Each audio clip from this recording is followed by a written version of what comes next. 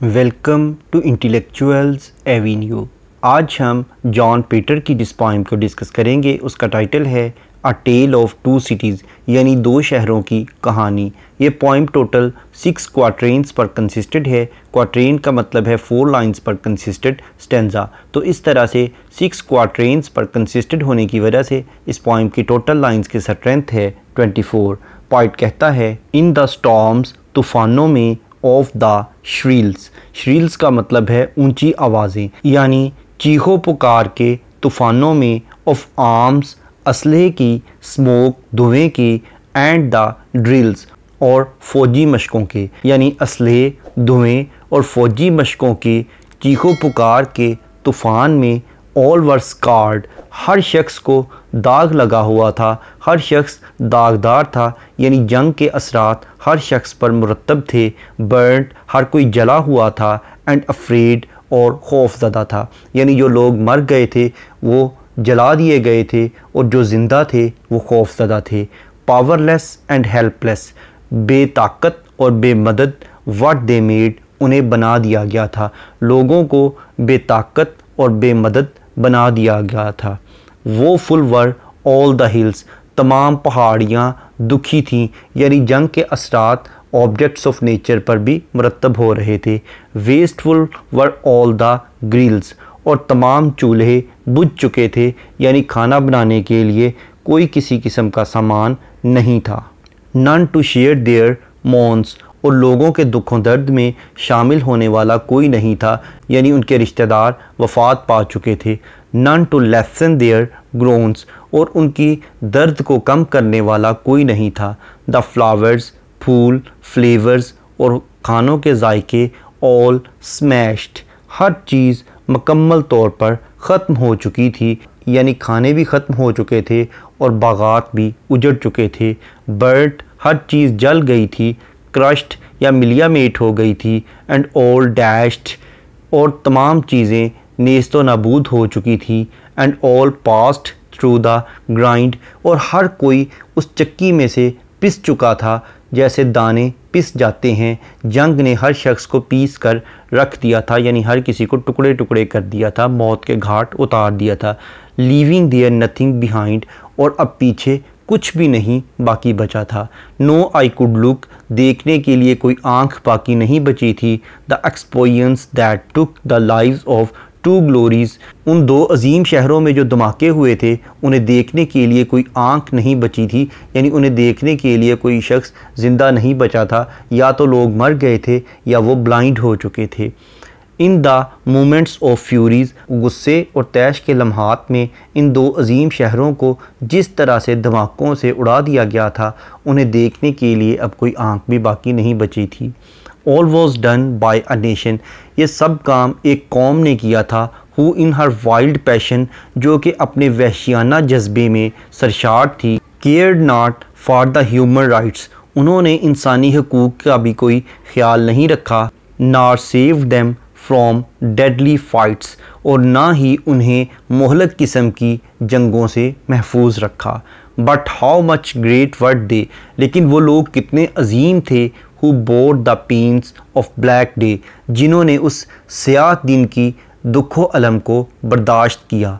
Ashes are not merely the waste, उन लोगों की जलने के बाद जो राख बची है वो महज कूड़ा क्रिकेट नहीं है। They can really create the great, उसी राख में से अजीम चीज़ें पैदा होंगी, यानी उन शहदा का, उन शहीद हो जाने वालों का, उन मरने वालों का खून रायगा नहीं जाएगा, बल्कि उसी से बहुत अजीम लोग पैदा होंगे जो कि आने वाले वक्त में इस जंग का बदला लेंगे और अपने मुल्क को दोबारा से तरक्की की राह पर गामज़न करेंगे। इस पोइम का टेक्स्ट पढ़ने के बाद अब हम आते हैं इस पोइम में यूज़ होने वाली लिटरेरी टर्म्स या फिगर ऑफ स्पीच की जानिब। सबसे पहले हम देखते हैं राइम स्कीम। इस पोइम के तमाम स्टेंजाज में सेम राइम स्कीम यूज़ की गई है, यानी ए बी बी। फर्स्ट और सेकंड लाइंस आपस में राइम्ड हैं, जबकि थर्ड और फोर्थ लाइंस आपस में राइम्ड हैं। जैसा कि फर्स्ट स्टेंजा में फर्स्ट लाइन का लास्ट वर्ड है श्रील्स, सेकेंड लाइन का लास्ट वर्ड है ड्रिल्स, श्रील्स ड्रिल्स। इसी तरह से थर्ड लाइन का लास्ट वर्ड है अफ्रेड और फोर्थ लाइन का लास्ट वर्ड है मेड, अफ्रेड मेड। इसी तरह से हील्स ग्रिल्स मोन्स ग्रोन्स। नेक्स्ट स्टैंजा में smashed, dashed, grind, behind. Next stanza में लुक, टुक, ग्लोरीज, फ्यूरीज। नेक्स्ट स्टैंजा में nation, passion, rights, fights. Next stanza में दे, डे, वेस्ट, ग्रेट। नेक्स्ट है एनाफोरा। एनाफोरा का मतलब है बिगिनिंग ऑफ टू और more than two lines with the same word, यानी दो या दो से ज़्यादा लाइनों का एक ही लफ्ज़ से शुरू होना, जैसा कि लाइन नंबर 7 और 8 नन टू से स्टार्ट हो रही हैं। नेक्स्ट है एंजाइममेंट। एंजाइममेंट का मतलब है कि अगर किसी लाइन को पढ़ने के बाद उसकी प्रॉपर अंडरस्टैंडिंग डेवलप हो जाए तो ऐसी लाइन को एंड स्टॉप लाइन कहते हैं, जबकि इसके ब्रेक्स अगर किसी लाइन को पढ़ने के बाद उसकी प्रॉपर अंडरस्टैंडिंग डेवलप ना हो बल्कि इसके लिए नेक्स्ट लाइन की सपोर्ट की ज़रूरत हो तो ऐसी लाइन को रन ऑन लाइन कहते हैं और इस टेक्निक को एंजाइममेंट कहते हैं। जैसा कि इस पोइम की लाइन नंबर 1 एक रन ऑन लाइन है, यानी इसमें एंजाइममेंट की टेक्निक को यूज़ किया गया है। पॉइंट कहता है in the storms of the shrills, यानी चीहो पुकार के तूफ़ान में। अब वो चीहो पुकार का तूफ़ान किस चीज़ का था वो लाइन नंबर 2 में बयान करता है। ऑफ आर्म्स यानी असलहे का, स्मोक धुएँ का, एंड द ड्रिल्स और फौजी मशकों का। नेक्स्ट है अनोमेटोपिया। अनोमेटोपिया का मतलब है ऐसे वर्ड्स का इस्तेमाल करना जो कि हमारी सेंस ऑफ हियरिंग यानी हमारी सुनने की हिस्स को अपील करते हों, जैसा कि लाइन नंबर 1 में श्रील्स का वर्ड यूज़ किया गया है। नेक्स्ट है इंटरनल राइम। इंटरनल राइम का मतलब है कि अगर पोइट किसी पोइम की एक ही लाइन में दो या दो से ज़्यादा राइम्ड वर्ड यूज़ करे तो इसे इंटरनल राइम कहते हैं, जैसा कि लाइन नंबर 1 में स्टॉर्म्स ऑफ, लाइन नंबर 4 में पावरलेस, हेल्पलेस, लाइन नंबर 13 में कुड लुक। नेक्स्ट है पर्सोनिफिकेशन। पर्सोनिफिकेशन का मतलब है to give human traits to the non living things, यानी बेजान चीज़ों को जानदारों की खसूसियत अता कर देना, जैसा कि लाइन नंबर 5 में बयान किया गया है। Woeful were all the hills, यानी तमाम पहाड़ियाँ दुख मना रही थी, सोग में मुब्तला थी। नेक्स्ट है सिनिक्टिकी। सिनिक्टिकी का मतलब है किसी चीज़ को मुकम्मल तौर पर बयान करने की बजाय उसके किसी पार्ट या ऑर्गन का जिक्र करना, यानी उसके किसी एक हिस्से का जिक्र करना, जैसा कि लाइन नंबर 13 में आई यानी आँख का लफ्ज़ इस्तेमाल किया गया है, यानी कोई शख्स देखने वाला नहीं था, ये कहने की बजाय ये कहा गया है कि कोई आँख देखने वाली नहीं थी। नेक्स्ट है मेटाफर। मेटाफर का मतलब है किसी क्वालिटी की बेस पर किसी चीज़ को उससे बेहतर या उससे कमतर चीज़ डिक्लेयर कर देना, जैसा कि लाइन नंबर 15 में टू ग्लोरीज़ का वर्ड यूज़ किया गया है, ये दो शहरों का मेटाफर है। नेक्स्ट है एलुजन। एलुजन का मतलब है रेफरेंस या हवाला, जैसा कि लाइन नंबर 21 और 22 में पोइट ने ब्लैक डे का एलुजन यूज़ किया है, यानी जिस दिन ब्लास्ट किए गए थे।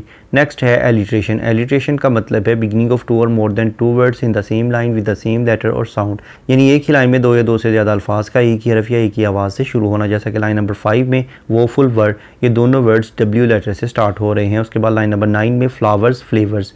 नेक्स्ट है कॉन्सोनेंट्स। कॉन्सोनेंट्स का मतलब है use of same consonant letter in the different words of the same line, यानी एक ही लाइन के मुख्तलिफ अल्फाज में एक ही कॉन्सोनेंट लेटर का इस्तेमाल करना, जैसा कि लाइन नंबर 1 में स्टॉर्म्स, श्रील्स, इन दोनों वर्ड्स के एंड पर एस लेटर यूज़ हुआ है जो कि कॉन्सोनेंट है।